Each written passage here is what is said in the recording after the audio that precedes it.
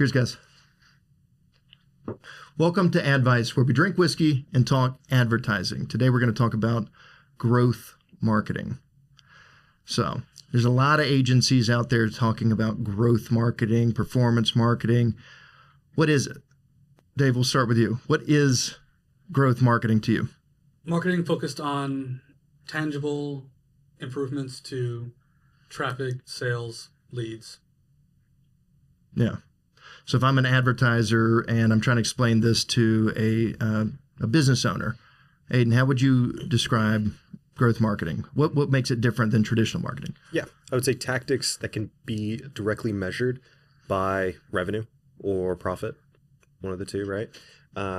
Whatever's closest to making you money. Yeah, I like that. So my problem, because a lot of times I'm getting called into the sales situations and the prospects are telling me, or they're telling me without telling me, right, that, they hear what I'm saying, but they don't believe it.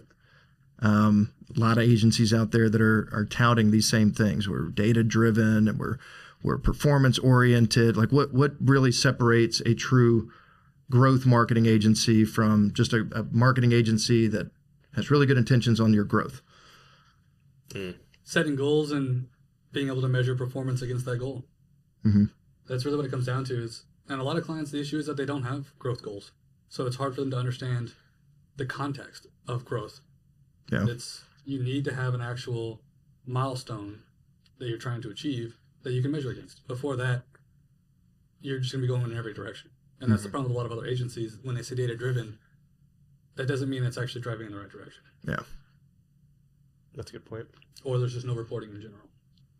I think that extends way beyond just agencies. That's most companies. They know they want to grow. They don't know by how much. They don't know how they want to do it. They just know they want more money in the bank, which is fine. But I think when you're working with a growth agency, I think that's the most important thing that you do is you define those objectives up front. Aidan,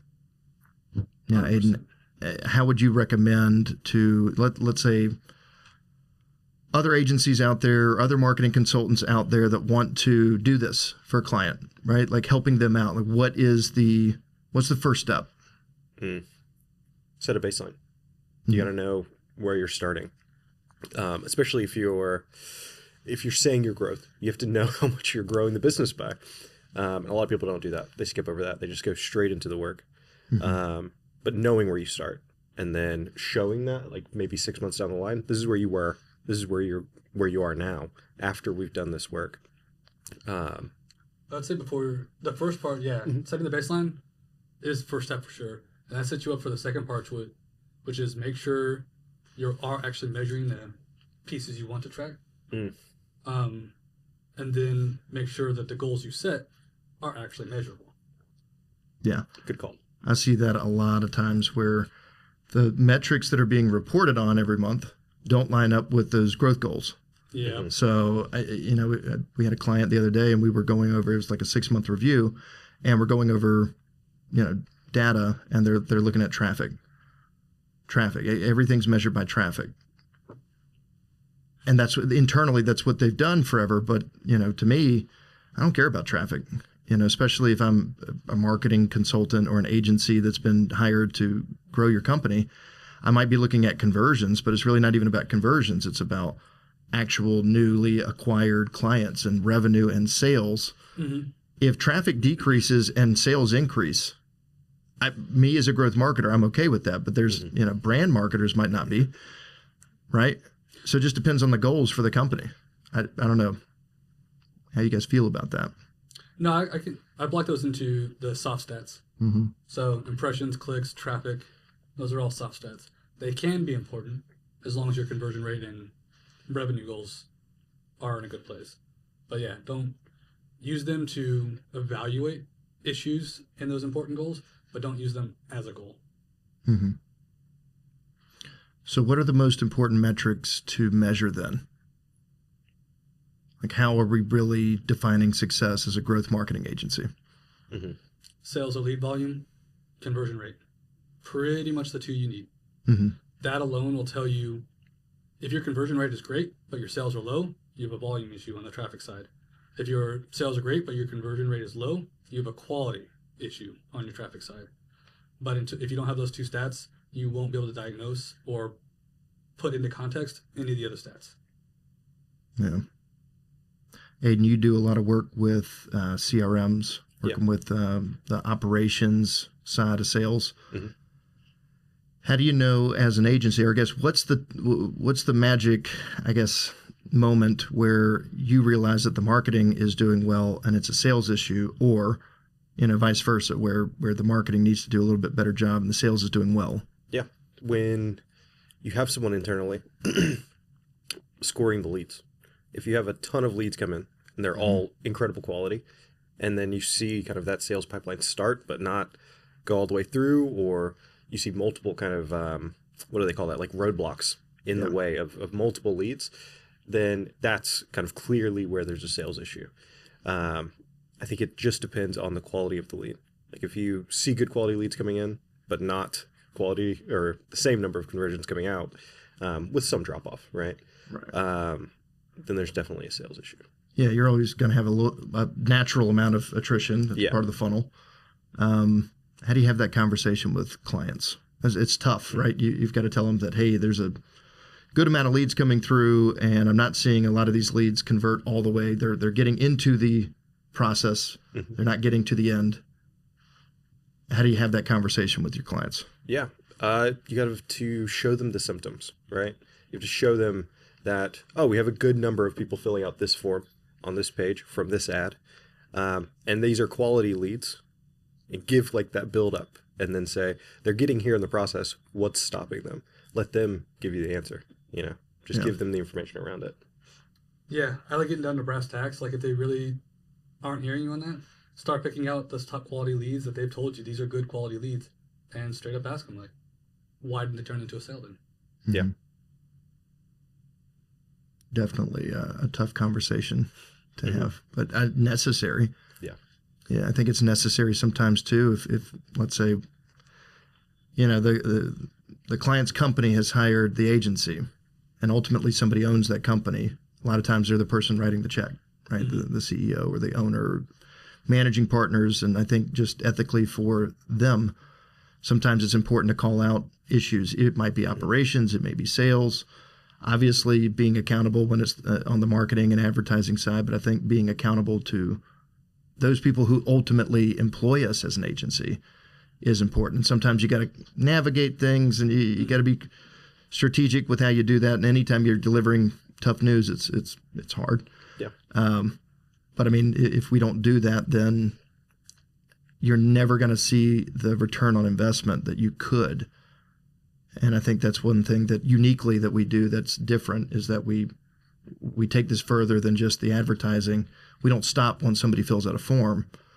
We're looking at the CRM, we're looking at the data, we're looking at the close rates and the different stages and the progression, especially if the client has a good CRM. Yeah. Sometimes you have to have those tough conversations. Yeah, and that's what it should be, is a conversation. Because your marketing team or your agency should be partnering with you and your sales team. So if you go into it with antagonistic approach, it's not going to produce a really favorable result. Go into it as a conversation. Figure out together where your lead volume issues are or lead quality issues are, but have that conversation regularly and early. Mm-hmm. Make sure that the audiences are correct. There's a lot of subtleties in how targeting happens, so make sure that all lines up with what your sales team. Make sure that what your sales team is saying lines up with what the ads are saying. So yeah. I'm going to come to the rescue because I've got a sales background. So I'm going to come to the rescue of the sales team.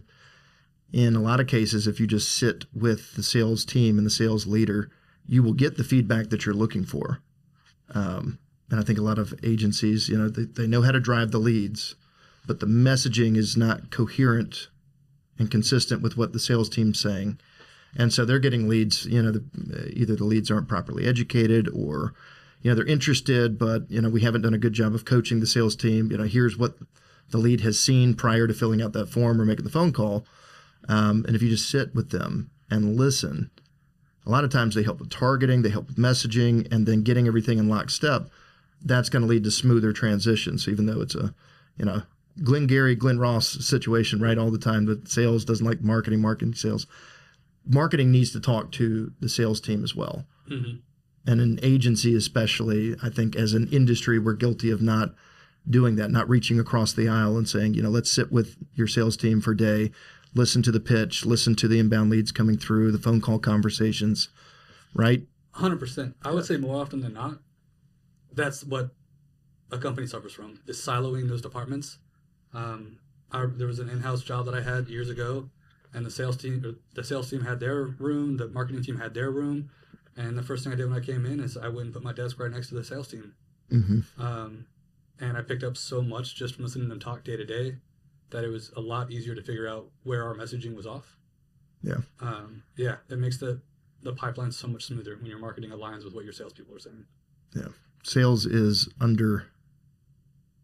under-celebrated sometimes and over-celebrated sometimes, right? When that big sale comes through, they're the hero. It's never marketing. Yeah. But it's also extremely difficult to wake up, get to work, cold call, cold email, prospect, take people out to lunch, have these great conversations, win folks over, explain the value of your company and your service just day in, day out. It's a grind. Mm-hmm. I did it for a long time. It's a real grind. So I think marketing has got to respect that grind a little bit and understand that, hey, we get to sit and make pretty pictures and type on the computer, but we're not having to make 200 dials a day. Mm-hmm. Yeah. Or even if it's 50 dials a day, it's not easy. And whether it's a territory sales rep that's out in the field or it's an inside sales rep that's on the phone all day, sales unanimously is known as a grind. Mm-hmm. So you got to respect that a little bit and maybe take a little bit of the flack and understand that they're in the trenches. So somebody else that's unsung is operations, and we're talking about growth marketing. How does operations influence our success or failure from a growth marketing standpoint? That's a good question. I would say the first thing that comes to mind is bandwidth, knowing like how the operations is delineating like those leads, and once someone becomes a conversion, how much can someone or some company take on, which I kind of see as an operations issue. Yeah. The biggest one for me is that handoff from sales to operation. That is such a missed opportunity for so many companies, and they fumble the ball so hard usually right around then. Mm-hmm. Marketing sees that in return in reviews. So that's where we're seeing it and saying, okay, this whole plan is not working. We got to get all on the same page, hand off smoothly, and operations is got to be able to pick it up. But yeah, that's all things you need to think through and plan out and test. Yeah, that's interesting. I see it a lot more from a systems standpoint, right? Mm-hmm. So getting data. And this is where, Dave, you're really super strong, is, okay, if marketing's driving leads and sales is closing the leads, but then we don't have the data that's somehow getting back into the marketing systems, advertising platforms, and informing decisions, then, right, we're never going to be, either one of us, sales or marketing, is not going to operate like we need to. So as simple as letting the sales team know that there's certain industries that have a higher close rate that we need to pursue, and that extends to marketing if we're doing the targeting and kind of filling up that top of funnel. So that reminds me, like when it comes back to the CRMs, like making sure that you have standard practices in place for the CRM. That's how a lot of that data gets tracked back to the marketing team. That's how you can start visualizing like really where the breakdowns are. Yeah. And I feel like those three areas, and I've always in my whole career kind of worked in between those three areas. We're constantly at odds because operations wants to have all the data, right? They want to have all those fields, and marketing wants all the data, and they want to have all those fields. But when you're a sales rep and you've got to fill out 47 fields just to put in a new record into the CRM, right? It slows you down. Mm-hmm. So there's a balance. And sales needs to be able to move fast. Operations needs the data. Marketing needs the data. And I feel like sometimes we gang up on sales because marketing and operations are both, you got two voices in that conversation in a boardroom. Mm-hmm. Yeah. So it's interesting, but I feel like when it's working in lockstep, again, all three, that's when you really get the best effect. That's when you see the growth. Yeah, and marketing will get some of that flack too. If you don't have standard naming schemes in place, they start going into the CRM and they're all over the place, so there's no data at all, then they're going to come back to that marketing team and be like, where they even come from, what's their interest? You put your sales team on the back foot already. Yeah. So All right. So last bit of advice. We've got a marketing consultant early in their career, agency that wants to really get into growth marketing. What is the number one thing that you can start today? What's the number one thing that you can start doing differently if you want to get into growth marketing versus the traditional marketing route? Dig deeper on data. Mm-hmm. You can always improve data. No one's got it perfect. That's what I was going to say. Good, we're in agreement. Yeah, Great minds think alike. That's a good pick. All right, well, guys, cheers. Appreciate you today. Yeah. As always, thank you for tuning in, and hit that like button, share, comment, follow, all that good stuff. Appreciate you.